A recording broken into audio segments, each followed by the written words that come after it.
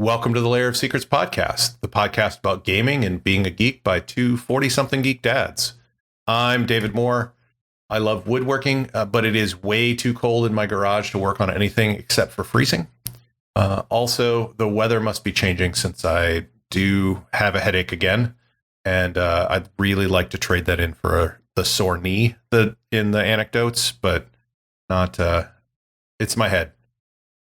And I'm Ken Newquist, and I can appreciate your head pain. I think I will get that when it starts warming up around here in the Lehigh Valley, and we get all of the allergies. The wave of allergens comes sweeping down into the Lehigh Valley. We are apparently legendary for this. And I'm back out in the cold to train for 12 days of backpacking this summer. This is Philmont round 2. Hopefully, we're actually going to get to go. And I have found that 20 degrees isn't so cold when you're running. Just don't stop running is really the secret. Definitely so not. What strange new rooms have you ventured into in the lair since we spoke? I stumbled into another library. This time, I've actually read quite a lot since we last talked. It's been a little while since we last talked. We kind of got a little lost in the lair to bring this show to all of you out there. I have written. I have not written. What are we talking about? No, I read Harrow the Ninth, which is the sequel to Gideon the Ninth. It's by Tamsyn Muir. It was enjoyable, but it wasn't quite as fun as Gideon the Ninth. It was still enjoyable enough that I will be reading the next book in the series. But there was a lot of purple prose. Since I'm not going to spoil either book, but the main character in this is Harrow, or Harrowhark, and she thinks differently than Gideon did. So we're in her head for this book, but there's a lot of purple prose. There's a lot of like $100 words in there, and things like that it kicked me out of being in the world. Because I had it's not that I didn't understand what the words were.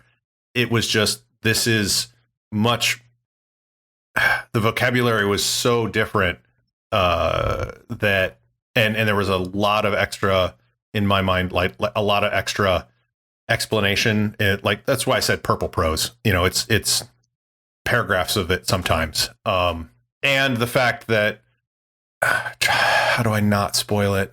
There's a lot of jumping around locations and possibly times.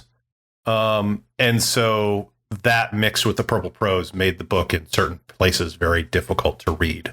It was not as can't put it down as Gideon the Ninth. I can appreciate that. A couple of years ago, I read Kim Stanley Robinson's 2312, and did not necessarily have the purple prose thing, but he had all of these cultural references, and I got some of them. I was actually reading the print book, and I was reading it on vacation with no internet. And so it's a very odd experience, right? Because you're used to just having, I don't know what this is, I'll just go look it up. And even when I got back, it's like, you're pausing every 3 pages to go and get this reference because, they're whistling some symphony that I don't recall. I'm not really up on my symphonies, right? But every time I had to do that, it kind of took me out of the book, and it took me forever to read the book. I think it took me like all of August to get through it because it just kept hitting these pieces that just threw me out of the book. Yep. And it's been forever since I read it, but like Two Towers by Tolkien was the same way. There would be, I think it was the very first book that I had read way back when, junior high, that I skipped whole chapters because I'd get a page or two into the chapter and it was like, I can't deal with this. But rather than put the whole book down, I'll just skip to the next chapter and keep going. Sorry, people out there. I am not the Stephen Colbert level of Tolkien aficionado. I know my Tolkien, but just not. Probably could do a reread. It's been years, but don't ask me about the Hobbit movies, by the way. So I have opinions. I'm sure you do. Yeah. So the next book that I read was Dameron by Seth Skorkowsky. Seth Skorkowsky is also a YouTube role-playing game YouTuber. That's redundant. Personality. I really like his series, his YouTube series, and he always has one of his books in the background and such, or every so often will mention it on one of his episodes. And I really like him, so I was like, well, let me go ahead and pick it up. And it's an urban fantasy where there are effectively this spirit inhabiting a weapon of power, and one person is basically chosen by the weapon to wield it. And so Dameron is the story of a gun with a sword blade, because it used to be a sword that was broken, was reforged into a gun. Somehow the spirit survived that reforging, and it is now modern day, and something in the main character is feels supernatural to the other people, the organization that also takes care of these holy or blessed sort of weapons, as they like to think of them. So I'm interested in the next one. The next one seems to be about a different one of the weapons, which I'm a little disappointed in because I liked the main character. So I'm hoping the main character is in the next one, but I haven't yet picked it up. So again, that was Dameron by Seth Skorkowsky. I had read Penrick and the Shaman, which is the second novella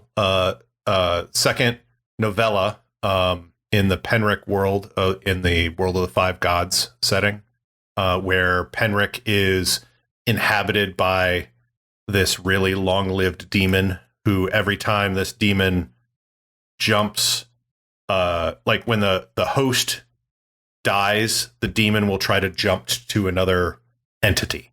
And Penrick is the latest in that line. So he's got like the quirk of this demon is that this demon has inhabited basically like 10 or 14 women and then has jumped to a man.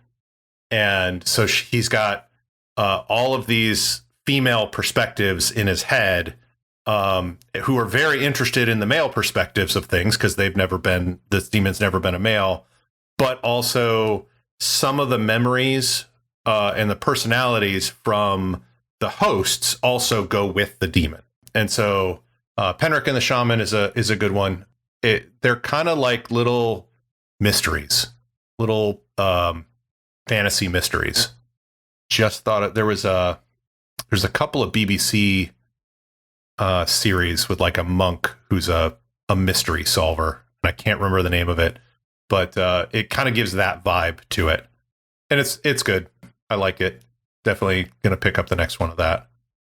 That was it for reading. I am in the middle of another book right now, The Invisible Library, but I'll give more information on that when we get to it, when I finish it. Has a kind of an Amber feel with all the multiverse stuff in it, but it's all connected via a giant library, multi-dimensional library. But moving on, it's a new year. It's 2021. It'll probably be 2022 by the time we get finished editing and get this up on podcast yes, that hosts. may entirely be true. This is technically episode 13, so we'll see how this goes. But I did start a new bullet journal. I moved stuff over. I realized that I've basically just been doing daily to-do lists in it, which is what I had been doing before I started bullet journaling. So I'm going to need to kind of reread the method and see if I can be a little more mindful about putting that stuff down. But I do have an entirely separate book, kind of a bullet journal, in terms of like how I'm organizing it, just for gaming stuff, which, speaking of which, is going better. The Sunday game has actually gone off a few times. Our Thursday game that we were playing, Brindlewood Bay, we're doing Ken and a friend of ours and my wife are doing. The idea was the Army Corps of Engineers Special Operations Group is hiding the evidence of cryptids from the mass population. It's set in we set it in the 1950s. We kind of had this nebulous idea, and we kind of built the world and such from that. And it's using Fate condensed. And I think Ken's going to talk about that. Right. I am. Okay. A little bit. I'll stop talking about this then. But then on Friday, some old friends of mine were like, "Hey, I'm GMing this fantasy stuff, but I'm getting kind of tired and burned out with it, and we understand you're having gaming woes. So, hey, would you want to run for us?" And we did some polling and stuff like that. So I'm running Star Wars D6 for them every so often on Fridays. So that's been fun. And I just ordered Burning Wheel today after hearing about it for years and years and years. Way back when I was doing the Game Master show in the very early days of podcasting. I don't know why I never ordered it. Judd Carlman and the inspiration goat of Daydreaming About Dragons, he was mentioning his Burning Wheel games, and I was like, you know what? It's about time to pick that up and take a look at it. So hopefully it will arrive pretty soon. Yeah. So speaking of that, I have that. I can't wait to hear your thoughts on it. I may have to break it out and look through it again, although I have a lot of books, which I'll be talking about a little bit, but I will totally read that. I'll talk about it with you, because it was the same thing. I think I got it back in that time, and I read through it, and my group wasn't in a place to be able to do it. The other one that I was interested in was kind of the spiritual sequel to that, I think it's Burning Empires. I think that sounds right. Yeah. So it was a science fiction, and that one was all about the great sweep of a science fiction empire type thing. And cool. Yeah, Burning Wheel is interesting. I look forward to your take on it. It's been many years since I read it, so I do need a refresher. But yeah, it's won several awards. I know several people who say that they really like the concepts in it. Judd actually runs a game. It's like a 2-person game, him and one other person using Burning Wheel, which sounds pretty cool. Also a little nerve-wracking. I've done that once doing Vampire the Masquerade, but after I haven't done it in years and years and years with just a 2-person game. From everything I've read, and so they actually allow you to download the first chapter of the book, which is from what I can tell almost like the base rules for the entire book. Haven't gotten too far into it, but it's a very opinionated rule set. And sometimes that's good. It's like, hey, this is the way this game works. Obviously there's nothing stopping you from hacking on it or changing it. But they have Luke Crane, who wrote it, has some definite ideas about why Burning Wheel works the way it does and why it should work the way it does. Definitely interested in getting it in my hands. I ordered the print version. I don't even think there is a PDF version, but I've got the print version coming. Video gaming. I have played some video games. So two of note. State of Decay 2, which is a zombie survival-ish. It is zombie survival game, but it is it's not like 7 Days to Die or Minecraft or Ark Survival Evolved, where you are very freeform building a base. You basically, they made the decision to say, here's this bike shop that has been turned into a fortress that was overrun or abandoned or whatever. You can move into it and start upgrading it. And then if you outgrow it, you can move to another area of the map that has a fire station, and you can move a bunch of your stuff from the bike shop over to the fire station. So it's got a lot of over the shoulder first person, cutting up zombies, shooting zombies, sneaking up behind zombies and stabbing them. And so that's fun. There's a lot of exploration, and then there's the base building aspect. One of the neat things about it is you're not one character. You shift between the different members of your community, and they all have slightly different abilities. And each of them, the more you play them, the better they get at those abilities. So you want to switch between them often. And then when they get hurt, or when they get tired, you have to put them in the infirmary or have to put them to bed. So you have to switch to a different character. So the game makes it. I'm sure you could play a significant portion of the game as just one character, but I found it's a lot of fun to be switching those characters. And I've been playing that multiplayer with a couple of friends, which makes the game both more fun, but also a little bit easier. Because you can bring an NPC with you, but you can't do tactics with the NPC. So like if there's two of us playing, it's like, okay, we know this house is infested with zombies. We're gonna have one person out front who's gonna kind of cause a distraction, and another person's gonna go in the house from behind and slowly stealth take out all the zombies as the person out front is being swarmed by other ones. It's fun. It's a fun game. If you are interested, Ken, I would love to play State of Decay 2 with you. So unfortunately, the problem I have is I don't have a PC. You don't have a PC, yeah. That's and I think I checked to see if it would work on the Mac, and it wouldn't. So I mean, I see you guys out playing, and I'm like, should I get a gaming PC? I've been down this road before. Actually, I think it's on the Xbox. Ooh, well, then that changes things a little. Is it?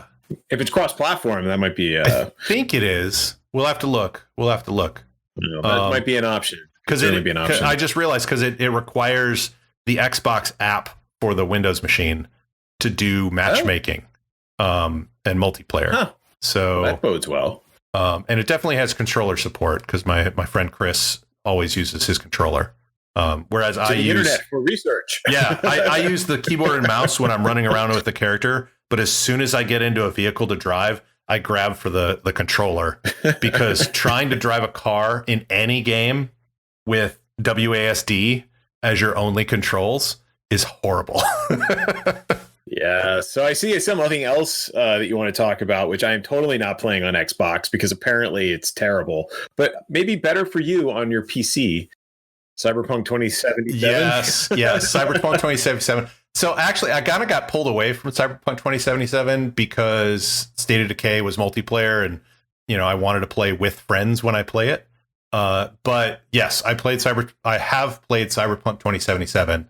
I have not seen all of the glitches that people have posted.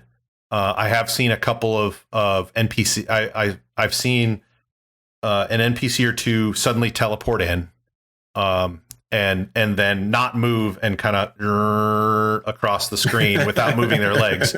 I've seen that. I haven't seen any T-pose stuff. Haven't seen the continually crashing line of cars. So for the most part, it's been pretty good. I think I've got one mission there's an AI that runs a taxi cab company in the game. And it sends you out on a mission because several of his taxis have gone rogue. So like their personalities have shifted, or there's a virus or something like that. And you have to kind of get those taxis and return them to the main taxi place to find out what went wrong. And I did one of those missions, but every time I try and do another one, my phone rings, but then I attempt to pick it up and then nothing happens.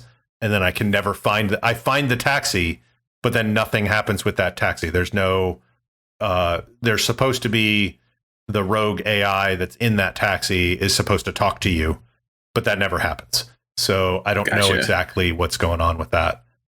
But overall, it's been pretty fun. I've watched a couple of YouTube videos where people have abused the skill tree to like do 20,000 points of damage with a pistol when they do a headshot. And so I'm half doing a little bit of that and half doing what I always do with the games like this that have crafting, which is delve deep into the crafting tree and crafting stuff. But the story has been really fun and really good. It's I want to mainline the story, but I also want to do the side quests. So I've been doing a fair amount of side quests when I had stopped. And I think that's probably why I haven't picked it back up yet again, because I should get back into the story, because the story is also what draws me. But it's been a fun game. It's very visually beautiful. I have a reasonable PC. I have a GTX 1060 and a 16 meg of RAM. Although the GTX 1060 I think is a 3 gig. They recommend like a 4 gig for the video RAM. Gotcha. But it's been good. It's been reasonable on this machine. It really surprised me when Cyberpunk 2077 came out and it was so horrible on the PS4 and the Xbox, because like if it hadn't come out when it did, there wouldn't be the PS5 or the next Xbox. So how were they developing it for the last like 8 years or so? Right, because it's been a long time coming. It's been a long time coming. And it's like, why does it not run on machines like the Xbox and the PS4? You know, that really surprised me. But other than that, I had a pretty relaxing time off at the end of the year to round out 2020. You know, COVID obviously still had us be at home, but we had a good set of holidays, and I was able to take a decent amount of time off and kind of and so I'm feeling positive about 2021. So good. What have you been doing? Yeah, I had a nice break, but it was I feel like my job, the day job, I just like plunged right back into it. It was, you know, like, because like I work at a college, and so the start of our semester was pushed out, I think, 2 weeks. But still, like, there's just all of this work to be done, and everybody's got all this. Like it's the same for everybody, right? Like we have all of this stuff that we're trying to get done before the term begins, and it's just a ton of work. So, yeah, you were mentioning about like, because all the COVID stuff you have to deal with, you know, what is it, the contact tracing plus plus all your other normal stuff and virtual classes. Right. Let's get ready for the start of term. We have our students are coming back. So we have to figure out how to get them kits, right? So we have to send the mails to, you know, to not email them. You can't email them a kit, but you have to send them the link so that they can request the kit, so they can do the kit, so that they can come back and they have you know, it's just, and then there's all of these other things. And like any complex system, you know, we're just trying to stay ahead of things, because in a complex system, you make a couple of changes and the ripple effects just spread out, right? Yep. So it's made for a crazy January, but you know, I'm getting there. I have, if I wasn't buried under work, I was also buried under books. I have a lot of books, Dave. I think I may have. That's not overboard. that's not a bad problem to have. So, well, you know, my birthday's in December, and then there's Christmas, and so when you're a December baby, you get like this 1-2 punch, right? So it's you get all your presents at once, and everybody knows about RPGs. So I got a lot of RPGs. So at the top of the pile, the first thing that hit me in the head was Scum and Villainy, which I know you're familiar with. That's so this is you know, Blades in the Dark in space, basically, right? Yep. By let's see, Evil Hat. So I've totally stolen things from Scum and Villainy / Blades in the Dark for the Star Wars D6 campaign. I'm using like the clocks. Totally doing that. I'm using the clocks in there. Worked really well. And I'm planning on slowly tweaking more stuff in that game in a similar vein.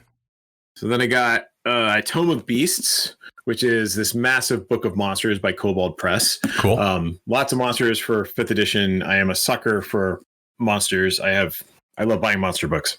Got it. And so with my 5th edition lunchtime game, I have been drawing upon almost entirely from Arcana of the Ancients, which was by Monty Cook's current company. I think it's Monty Cook Games. And then the tome books, because they're non-standard monsters. Like the people are surprised when they're encountering them. Like I have a smattering of more standard races, but those tend to be the more civilized ones, right? Like they're just encountering weird stuff that they have to figure out, which is cool. That's cool.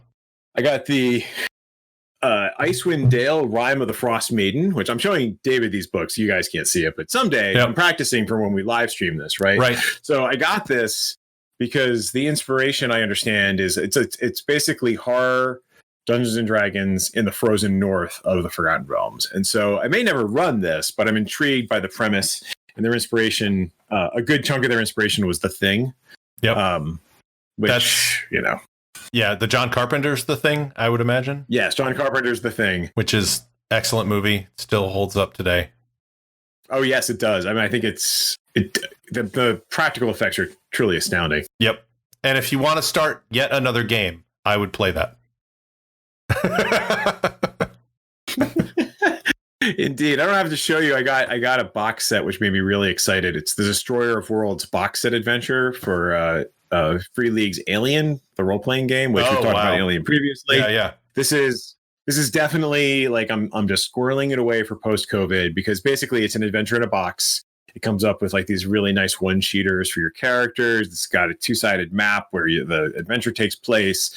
It's got a well-written scenario. Doesn't come with dice, but it is a nice little box set. So that's cool. Got me excited. And haven't read it yet, but I heard good things about it. And you play Colonial Marines, which I think, as we may have discussed previously, if I have any chance of getting my friends to play Alien, it's going to be as Colonial Marines. Right. And then I'll talk a little bit more about this later as to why I ended up getting these. So I got Fate of Cthulhu. Yep. Again, yep. David. Yeah. Time travelers. Yeah, you're totally an enabler. This podcast is just costing me money. Actually, I actually did go and buy this one. I didn't get it for Christmas, but time travelers from the future try and prevent a Cthulhu-inspired apocalypse. And then also Monster of the Week, which I think we've also discussed. Yep. Which is powered by the apocalypse style, Buffy the Vampire Slayer / supernatural kind of games. And the last thing by Jonathan Hicks is Those Dark Places, which is a slender little role-playing game. It's an industrial science fiction role-playing inspired by the likes of Aliens and just kind of like those grittier sci-fi settings. Like Blade Runner, I think, that kind of thing. So I was intrigued, but so yeah, I have entirely too many books. I was sitting here the other day going, I'm actually going to have to start carving out time to just start reading these, or I'm never going to make any progress. Maybe my summer reading list will just be about RPGs instead of novels this year. Yep. But I will say some of this has been inspired by our weekly game for the Army Corps of Engineers Special Operations Group. So as David was alluding to, I got to run my first game of Fate ever this week, which I think I stressed about it more than I needed to. Like I was just trying to get my head around the game, right? And I think the challenge is, and I think you've encountered this as well, like it's different from the games I normally run. Yeah. So Dungeons and Dragons and Savage Worlds are my two kind of go-to games, and they're not that dissimilar. Like the game mechanic for Savage Worlds is a little different because you've got exploding dice, but at the same time you've got edges. Well, those are kind of like feats, and you've got, you have a skill tree. You can just go, hey, go make a notice check. Okay, sure, it's perception in D&D, but not that too far off. Yep. Savage Worlds is classless, but whatever, right? Fate, man. Fate has aspects, and really, I think the thing that I have always enjoyed about it is that the aspects are such an important part of world building. And so what I found as I was running the game, and I kind of checked myself about halfway through, was I was falling back into this mode of just like, well, you guys are trying to find evidence of this monster near Mount St. Helens. Well, just make me a notice check. Make me a notice check, right? And that's fine to a certain point. But then we started talking to, at one point, you wanted to aid one of the other characters. And I was like, okay, well, like, how do we do aid another? And then I'm like realizing, oh, well, wait. The cool thing about Fate is you have these aspects that you can tag. That's how your character can add to their roles. That's how you actually succeed. So you kind of need to describe the world in that context. Yeah. And so when you create an advantage, you're actually creating an aspect that they can tag.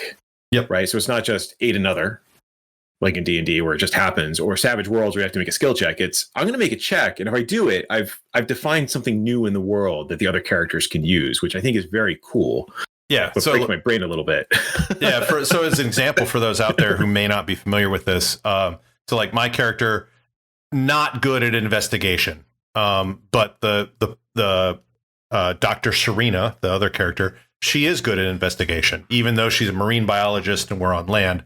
Which is one of her aspects, is the fact that she's a marine biologist on land sort of thing. So kind of like a fish out of water. But she's trying to investigate.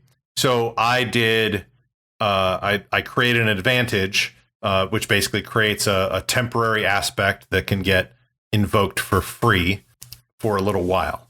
And so what I did was I gridded out like an archaeological dig with sticks and string and stuff like that, so she could go between there. And so I did, I'm trying to remember what it was, physique or something like that. Driving stakes because I'm driving stakes in the ground and putting wire around it or string around it, like I was building my deck, in real life a few years ago. So I did that, and using physique, because I didn't have an investigation, allowed me to create the advantage that Dr. Sharina, when she rolled for her investigation, could choose to invoke to either get a +2 or to re-roll her dice, or I think there's one or two others that I'm forgetting right now, but like different effects that could happen to have a better chance at a good result. And yeah, that's something that's difficult to pick up within Fate sometimes, is like when to say there's basically 4 actions that you do at any time: creating an advantage, overcoming, the attacking, and I think defending. Maybe not defending. I can't remember it now. But this shows you how often we've played. Right. We're getting there. Start digging our books off the shelf, but we won't do that to you guys. Yeah. I'm not opening up the PDF right now. Actually I won't. But yeah, it's really, it's been interesting. I like Fate Condensed because they have literally condensed it from when they originally came out with it in Spirit of the Century, which is an excellent setting and role-playing game system, and in general, it's still viable to play. Still recommend it. But yeah, doing that, and then also one of the things, and it's not unique to Fate, is when you choose to have someone make a skill roll, it can't just be success, the story continues; fail, the story is paused. It's like, right. Like in Blades in the Dark, which we mentioned earlier, if you're unlocking a lock on a heist and you fail, well, you get through the door. You eventually get through the door, but maybe you made a little too much noise or took a little too much time, and the clock that says the guards are alerted has filled in a couple more wedges till when the guards are actually alert and actively looking for intruders. So there's a consequence to it, but the story doesn't stop. Whereas, like D&D still kind of today, but definitely when we first started was like, oh, you failed to pick the lock, roll again. Or you can't try again until next level. I think that was, you can't try again until next level. Or that was like first edition, right? It was something ridiculous. No, it's an impossible lock. You can't open it. Better get another rogue. Right. Yep. I do remember that. I don't remember... I don't know of any dungeon where you'd leave it and get a level and then come back anyway. Right. But, I mean, I can see Gary Gygax, that was the kind of guy he was, right? Like but it was a way to prevent that roll again.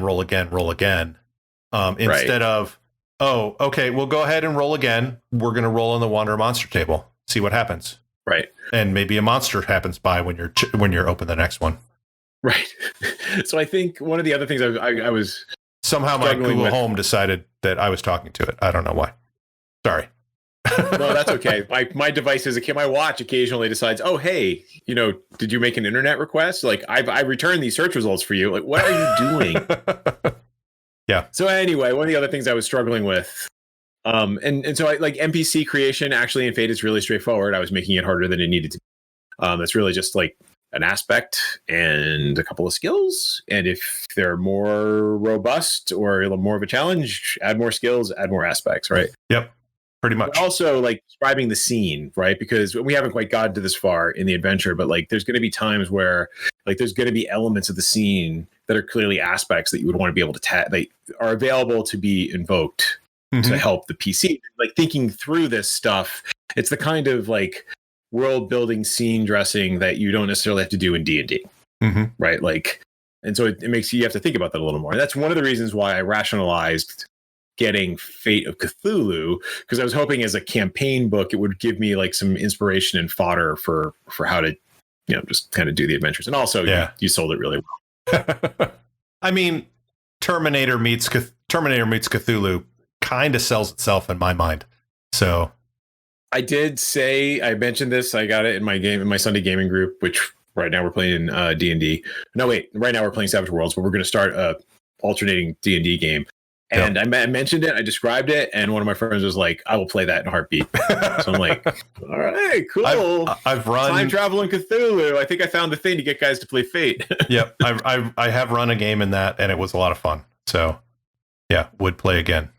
So the last thing I'm encountering as part of just this adventure was like, mystery writing is hard. We talked a little bit about this the other night, but like the mechanics of coming up with a mystery that doesn't stymie people, right? And that like you do get your success and like you don't like whatever's obvious to the DM is never obvious to the players. Like, so you're trying to figure out something fairly straightforward. I'm still learning the rules. So I originally started writing the adventure and I'm like, this is kind of boring. Like it's just another mob bug hunt. But at the same time, I don't actually know the rules yet. So I don't know that I'm ready to go out and start like figuring out how to do challenge, like all these other things I could pull out of my toolbox. Yep. And so that was the other reason why I got Fate of Cthulhu to help with kind of understanding how that kind of stuff might work. But then that's the reason why I got Monster of the Week, because I was also looking for inspiration. Like, okay, we're doing Monster of the Week effectively. Like, that's part of what the campaign is. Yep. What do those kind of adventures look like? Right? Are they always like, what are the variations? And I could also do this by binge watching, a couple seasons of Supernatural, which I'm probably due for. Supernatural, Warehouse 13, maybe Eureka, the old Friday the 13th, the series, those are all good. Brimstone was also another one that, that they're all the same formula in that sense. Right. Yeah. So I've been struggling. And so, that was my excuse to buy another book. Okay. I mean, it's not hard to get those excuses on my end. Yeah. I mean, our main topic that's coming up is looking through our DriveThruRPG libraries and seeing what gems that we bought and forgot we bought there. But I know that I could go through my bookshelves or down my basement from still in boxes from my last move of like, what games do I own that I have never played but read, and what games have I never played and never read in that are down there. Like I haven't fully read, like I grok most of the ideas behind Monster of the Week, but I couldn't tell you how the system works exactly. I know it's kind of harsh. There's always like a pen, almost like unless you roll really well on 2d6, which is not easy to do, there's almost always some sort of penalty happening to your action. Like you might succeed, but there's a cost to it. Yeah. But yeah, it's not the having lots of game books and not played most most of them is totally understandable to me. As we venture into the RPG vault, look, so many more books. Oh yeah. It occurs to me that there are just so many libraries. We actually have in the Lair of Secrets, we have the compounded problem of so many libraries that we're losing track of libraries on top of having lost track of the books that are in said library. Right. And some of them are fairly virtual libraries. Right. You have to go into the machine like at the beginning of Tron, get digitized and go into that library. But it's like a cubic centimeter on a side if you were to look at it from the real world. But the RPG vault is vast. Between our DriveThruRPG vaults, it's pretty vast set of libraries. I have an itch.io vault as well that I got when I did the bundle for racial justice this last summer, which had 1,700 titles of different things. So not as many, more than I have in DriveThruRPG, but I was that was one purchase was over 1,700 items. And I've gone through maybe 20 so far. Right. It's an embarrassment of riches. We have so many things. I did the quick numbers between the two of us looking at our RPG vaults. We have 1,077 items in our respective RPG libraries combined. Now, we have not seen if those are unique items. I'm very curious to see if we both have some of these things. I suspect we do. So my numbers, and then we'll run down David's numbers. So I got 590 total.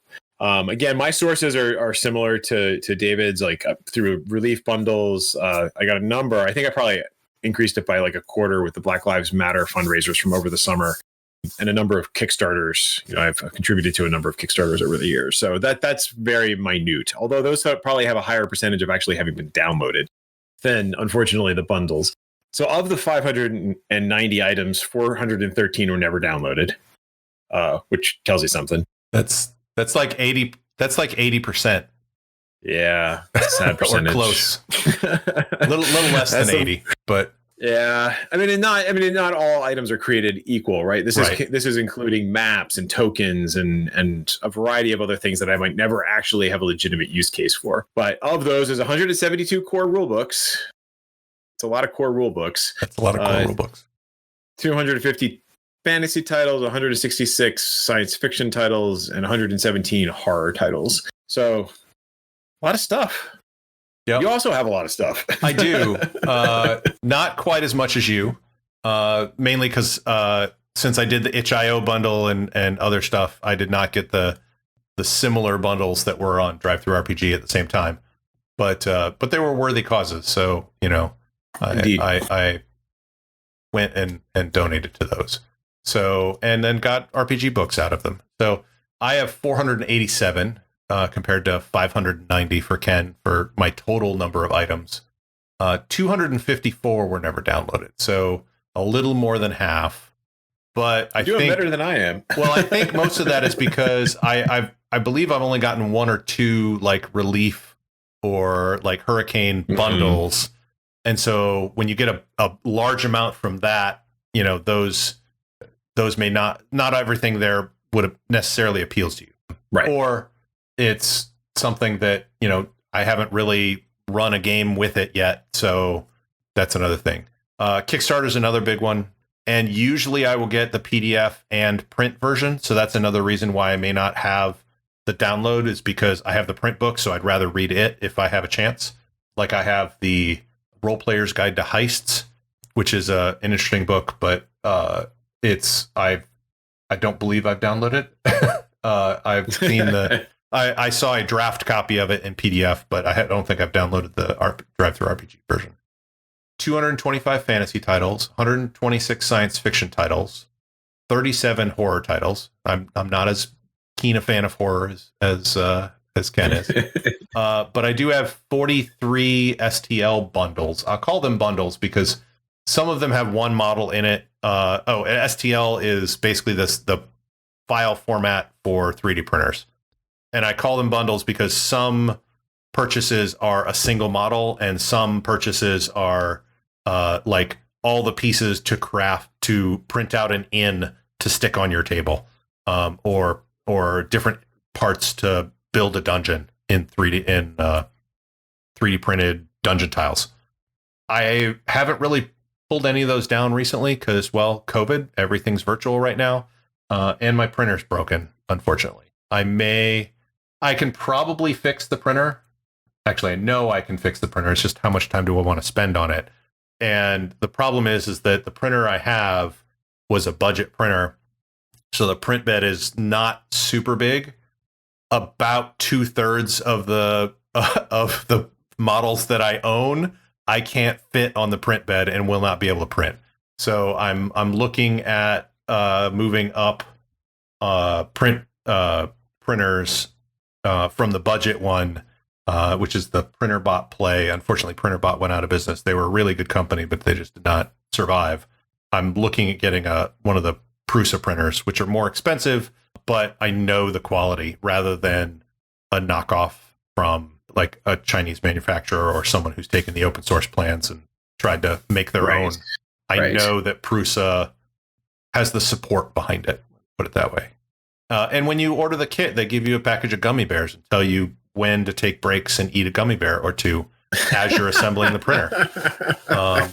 Friend of mine just got one recently and shared that experience with us, which is pretty cool. Yes. So I will say, when I use how I've typically used my DriveThruRPG archive has been as I'm working on a science fiction campaign, and so I go trolling through it looking for something relevant. Because I think how I ended up with a lot of horror titles, right? I don't tend to run a lot of horror, but I'll occasionally pull in. I'm looking for some weird new monster. I mean, heck, I might do that for the Army Corps of Engineers campaign, right? They're just you're looking for inspiration wherever you can find it, so you spin the wheel of RPG-ness and see what you can find in your vault. Yep. And some of all the metaphors. Yeah, some of the stuff is not like some of the stuff I have is, very small press stuff. So, the graphics aren't so good, but if you dig in and read it, some of the ideas are actually pretty cool, and some of the stuff is just, unfortunately a miss. And some, so it is definitely a mixed bag, and the bigger it gets, the more difficult it gets to keep track of. Let's see. I think the one thing that overlaps for both of us is the Ioun Codex. Indeed, top of my list. So, the Zine of Wondrous Power, and the Ioun Codex actually was the appendix to the Zine of Wondrous Power. But High Moon Press. Daniel's I'm a friend of Daniel's. I don't know. Have you ever met Daniel? Yes. Yeah. Back in our podcasting days. Yep. Probably that one Origins when we were all together. Yeah, we stayed kind of connected vaguely, our mutual friend, Baron Kinsman. Cool. We kind of talk in the same RPG circles. And so nice. We chit chat, and he's actually very close to me geographically at this point. He's only a state away. So yeah, last I knew he had been in Florida, but then I had lost touch for a little while and then realized he'd moved again. So he's currently got a YouTube series out about hiking. Interestingly enough, we have that in common too. So, Geeks in the Wilderness. Hopefully, we'll survive. Yep. The top of my list is the very top of my list, and I think this is just because I must be sorting it by last downloaded or maybe purchased. I don't honestly know what this is sorted by. Is the Fate Adversary Toolkit, which I did download and can recommend. It's definitely a good book if you're trying to come up with encounters for your Fate campaign at the last minute. But let me take a look. So I got a Spark and Fate Core, which is not by Evil Hat, which is Genesis of Legend Publishing. It's basically the process of world building for Fate, and I grabbed it. It's actually a free PDF. And I thought it would be, if I read through that might be something you and I could work on for the Army Corps of Engineers game to kind of more lay down a few more facts, aspects, or whatever that we could tag as GMs to help create our own adventures. But you said the Fate. Oh wait, no, I'm only showing 10. Fate Adversary rulebook. That's the Adversary Toolkit. That's amazing. So it's got a series of it's cool because it's not just in Fate. It's not just monsters or bad guys that are the adversaries. It's the environment. So they get into traps and clocks and other ways of introducing drama into your Fate game. So it's definitely worth checking out. Cool. Browsing through my list, I came across Archives of the Sky, which I have no idea when and where I got it, but it's looks like it's a science fiction game, and they describe it as it's a narrative RPG, which isn't a game in a traditional sense. So now I'm intrigued. I think I need to go out and download this thing. So look, it has beautiful space opera style art, and so I don't remember hearing about it. It won. See, did it win anything? It's by Aaron A. Reed. So, Aaron, your game intrigues me. Cool. So I think I got to go look at that. And one of the things that David and I were talking about was picking some stuff from our list and just delving into it and saying, hey, what do we think of these particular games? Let's see. You got anything else on your list? Yeah. So I'll try to not say all the Fate things. I'll do another one later. Let's see. Oh, that's a comic book. Okay. So comics also they have drive-through comics as well. So it looks like I have a 2000 AD comic in here. So I'm a Judge Dredd fan from a long time ago. Little disturbing in today's modern times with the whole stuff in there. Anyway, the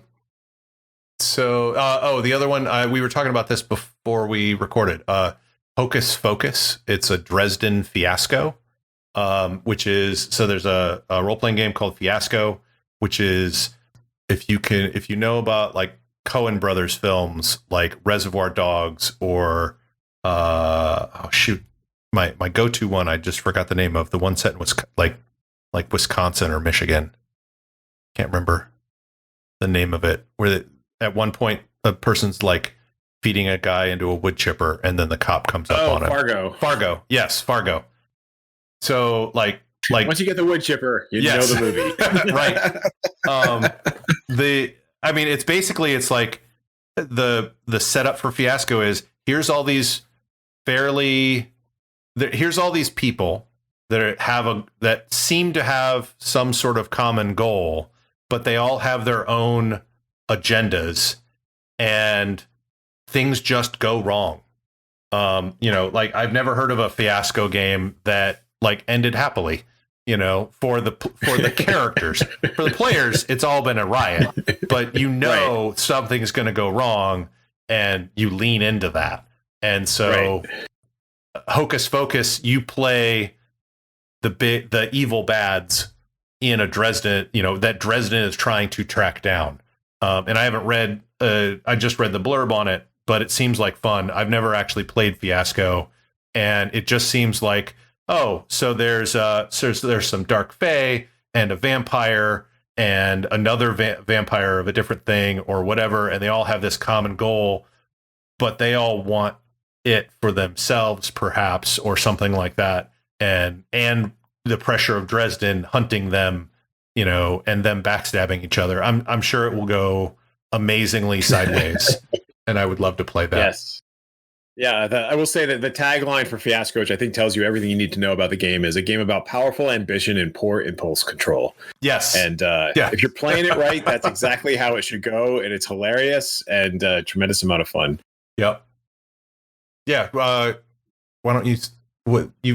I've done more things than you, so why don't we pick another one of yours? I just came across this one. It's like I'm just spinning the wheel on my mouse and seeing what happens when it comes down. So Sigils in the Dark by Kurt Potts. This is a journaling game and GM supplement. The goal of the game is to create an evil mage's spell book. You take up the role of this wizard with a desperate need in search of arcane power to get what they want. Interesting. It's an 11-page PDF with solo journaling and sigil drawing, and I'm kind of fascinated now, given my love of bullet journaling. One that I just spun on. I have to give full warning. I know Jerry Grayson of Kafera Publishing, but I really enjoy his work stuff. We do Cowboy Dracula together, but it spun up under my wheel, which is Godsend Agenda, the D6 version. I know that there's a new version coming out. It's currently in development, but the premise behind Godsend Agenda is aliens thousands of years ago came to Earth, and so a lot of the different gods that have been throughout our history are one of, I believe, 3 or 4 actually, Angelos, Atlanteans, Chimerans, or Elohim. One of those 4 races and or factions. In modern day, you're part of a like a pseudo governmental organization that's trying to track those things down and such. And I might be mixing 2 different of his games, but basically it is a superhero game with a rich history to it. That is not Marvel and DC. It's really pretty cool. And Jerry actually has this concept that I have really started to subscribe to, which is almost every game is a superhero game, or can be. There's street level superheroes, there's cosmic level superheroes in your normal comic books, but in D&D, like just standard Dungeons and Dragons, you guys are superheroes. Especially 5th edition. You don't have traumatic injuries that force you to be laid up in bed for a month. You're back to full after a long rest. You're throwing fireballs. You're the best swordsman ever. You're superheroes in a fantasy setting. Yes. Honestly, like I've long thought that like the best D&D movie is actually Thor, right? Like the original Thor, right? When they show up, like the moment when Thor and his friends go to the land of the frost giants, right? Yep. And or maybe it's just Thor. I think it may be just Thor, but like he's doing all the things you're describing, right? Like he is like a 15th level, 18th level character, and he is just laying waste to everything. And one of the concerns I have for if they do, I think I've heard talk of a D&D movie and a D&D series, is they're like, it can't be fantasy, because fantasy is not D&D. Right? Dungeons and Dragons has fantasy aspects, but like you say, it's really a lot of superhero in there, right? And so you should be there's going to be there should be some amount of over the top ridiculousness, that it's not the hobbits trying to sneak their way into Mordor. No campaign would do that. It's well, maybe some would, but your average D&D campaign, they're going to figure out how to attack the trolls. Yeah, well, and there's a difference between a book and trying to play a game. There are sections of book that would be no fun at all to try and play out. And I'm not saying that every single, I might have said this with hyperbole, but not every single role-playing game out there is superheroes under another skin. But there are some out there that are very different. But Vampire the Masquerade is superheroes who are vampires. They all have these special powers, et cetera, and you could view it through that lens. You don't have to, but you certainly can. Right. And honestly, even in the Lord of the Rings movie, we see things like that kind of super heroic thing, like where you got like, what is it? Legolas goes sliding down the trunk of the Oliphant, right? Anything and Legolas does. Anything Legolas does. Yeah. So I got another one. Stars Without Number, revised edition. This is old school retro sci-fi role-playing game. I've flirted with this thing a lot when I've run science fiction games. I think I downloaded the original one, but I didn't download the revised edition. It's got like world building resources, 100 adventure seeds, old school compatible rules for guns and cyberware and starships and psionics and stuff. So I've never actually read the whole book. And clearly I haven't downloaded the most recent one, but I'm intrigued, especially since I'm running a sci-fi game right now. Cool. Well, I'm one of those running a sci-fi game right now. I didn't know I had this in my library, but the name really caught me. I'm going to read most of the description, but I'm going to skip over the title, and then I'm going to tell you all the title because I think it'd be funnier. We enter the world of kung fu movies and over-the-top action. Whether you choose to play the original cast of Squirrels with their new goals provided, or the new cast of Wrong Guardians of the Last Dragon, you are sure to encounter fun at every turn. There's more to the description talking about particular characters and their names. The game, however, is Shaolin Squirrels Nuts of Fury, and it's by Interwelt. I've never heard of it before. No idea if it's good or bad, but one of the things in there, it says, is your squirrel few strong, 3 color maps, 5 new characters, including Bobu the panda. It says new characters, so this might be a reprint or like a second edition, or it's based off a comic book or something. I'm not sure. The Hanman, Pandu, and Pandon't, cat ninjas, It comes with an adventure and new magic items like the house special pot stickers and tempuri bowl, and new techniques like iron shaft and sword padu. So, yeah, I like doing one shots occasionally. I used to do a one shot every New Year's Eve, and this sounds like a good one shot game for me. That sounds like a fantastic one shot game for you. So my next spin of the wheel or roll of the mouse or what have you is Creatures in the Wastelands, a menagerie of mutants and mutations revised edition from Skirmisher Publishing. It has more than 200 creatures, 50 mutations, terrain types, non-creature hazards, plant mutations, parasite mutation type, the insidious silver sheet, mysterious smart stones. It's compatible with Mutant Future and Labyrinth Lord, which, if you're not familiar, those are basically retro clones of D&D. Again, no idea where I got it from. It's like, you just when you buy the bundles, right? It's like you just went to a convention and you just like got all the swag from all the vendors, and you just like get back to your hotel room, right, and just dump it all out on the bed onto your bed. You're like, oh my gosh, look at all this cool stuff I got. So this is handy for my Scales of Truth campaign, since that's all about mutations. Yeah, I think I'm going to do one more, and this one is less of a spin. It's a spin of the wheel. I landed near it, but since I did just do Shaolin Squirrels Nuts of Fury, I do have to plug a friend of mine. It's Ethereal Forge is the company that he's with. It's Ninja Burger the RPG 2nd edition, and it's Michael Fiegel, and I hope I pronounced that correctly because I can never remember if it's Fiegel or Feigl. And it's the PDQ system, which originally came out from Atomic Sock Monkey Press, but it's a Ninja Burger is the world's only fast food chain run by Ninja, and is looking for new recruits. Do you have what it takes to work for them? Pirates need not apply. The 2nd edition of the award-winning Ninja Burger RPG has been completely revamped and rewritten.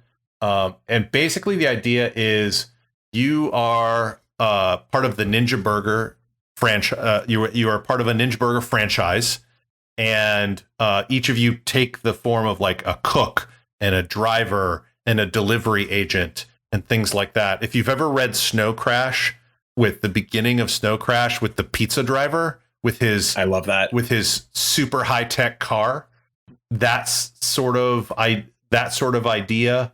And you're delivering food to people like in IT in clean rooms that are in high security areas. But you don't have clearance to get in there.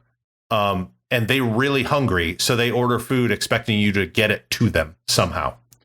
And so, and of course you are, it's not the driver, it's the deliverator is the name of that of course, that job title, shall we say. And, we played it in the Game Master show one time, and we drove, basically the food truck / van over rooftops and used slices of salami as ninja stars, and it was amazing fun, and I highly recommend it. So I will go out on in some ways I think this may have partially been what inspired us, or I think we just wandered into our DriveThruRPG inventories for no good reason one day. And I was startled to find Twilight 2000, which apparently I got in 2004. Never downloaded it. It has been resting, dreaming in my archive ever since, which I just find utterly fascinating since I haven't played it since 8th grade. And we talked about the new box set that's coming out that I kickstarted. So I think I got to download this thing for old time's sake. I also have Twilight 2000, so I have a feeling we got the same bundle at some point because I learned about it in college. A friend of mine was really, really into it, but I was never able to get into his game to play it. It sounded cool. You and I have talked about it a few times, and I own it, but I've never played it and never opened it. But it is one of those games that, like, So Fate is on one side where you have a lot of narrative control and the players have a lot of narrative control, and it's very open, almost, but not quite, improv style openness. And Twilight 2000, from what I understand, is like, here's the sheets, here's the tables. If you're firing this particular kind of ammunition against this particular kind of target and with a particular kind of armor, this is how much damage you might or might not do. That sounds familiar. It's very crunchy. I think the new version is meant to be like honor the spirit of Twilight 2000 without actually getting into the ridiculous level of crunchiness of Twilight 2000. Yeah. But I don't know. I'm going to download it and check it out because it's been my 8th grade self is intrigued and demands that I go and look at it. Cool. Very cool. Yeah. I mean, that Twilight 2000 is a product of its age, I think, is like, there were many crunchy RPGs out at that time. It was just, that was how they were designed back then. You know, that was the evolution of role-playing games at that time. Right. I mean, your character probably wasn't going to die in character creation, but maybe soon thereafter. Right. This is not like a Red Dawn, although that inspired many of our adventures. Like, you're just going to go off and do stupid things. You're going to die. Your character's going to die. The gritty realism is just like, you just better start riling up a new character because... Yeah. I mean, Twilight 2000, if I definitely came out after Red Dawn. So I imagine it was an inspiration. The original Red Dawn movie was an inspiration for this. I'm sure. We were in the middle of Cold War when this thing came out. So, you know, a lot of the fears in there are definitely in there. But yeah, it's not Traveler where you can die in character creation. Or at least the early versions of Traveler. I don't know if you can still die in the most recent one, but yeah, that was the other interesting thing I found out in Burning Wheel. Sorry to get way back to that. Is it has a life path sort of thing. I haven't read it, so I don't know if it's a true life path, but there's a definite process for character creation that certain things will happen during your character creation. So I am curious what your Burning Wheel will look like, because this is what my Burning Wheel looks like. It's 2 separate books. Yep, I remember those. So, the one I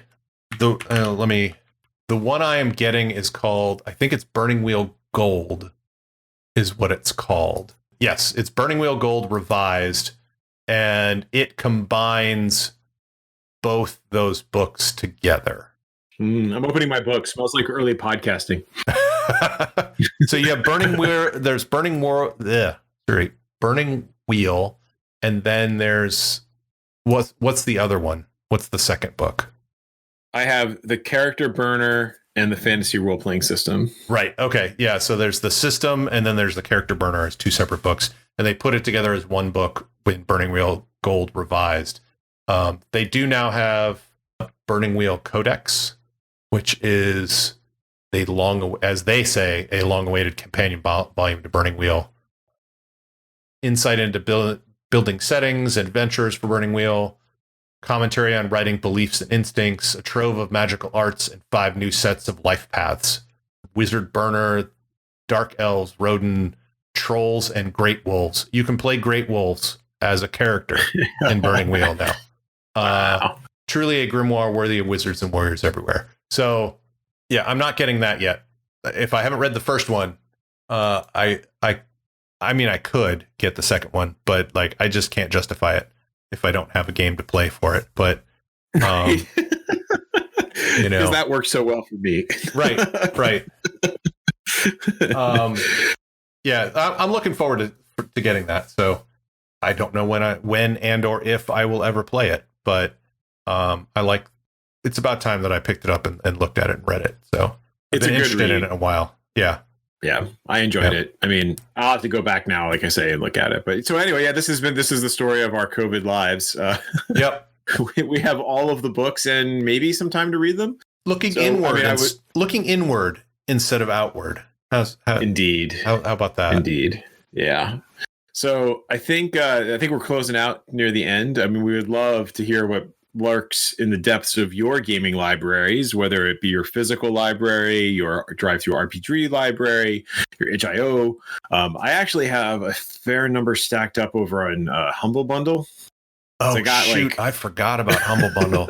I've got like 20 Star Trek books now. Oh, and don't forget the Bundle of Holding if you've ever gone there. Yeah, Bundle of Holding too. So anyway, whatever your source, we'd love to hear what you guys have in your vast libraries of RPG stuff. You can give us your feedback and let us know what you've got by emailing us at podcast@lairofsecrets.com or via Twitter @lairofsecrets. You can also visit lairofsecrets.com and leave us some feedback, topic ideas, or your